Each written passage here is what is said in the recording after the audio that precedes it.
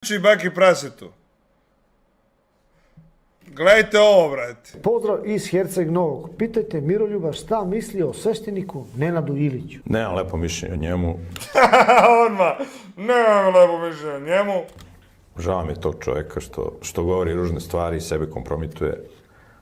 Taj Nenad Ilić je otac onog problematičnog mladog momka koji se zove Baka Prase.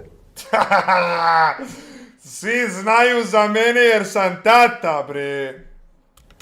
A to je taj gospodin. To je taj gospodin. A taj gospodin, a ti Klempo kao ne znaš, čuti bre, to rima.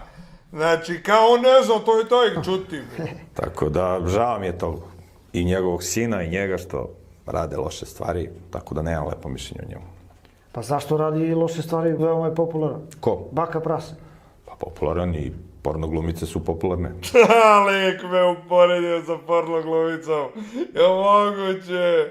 Ali on promoviše nemoral, promoviše destrukciju, promoviše najnemoralnije i najgadnije stvari.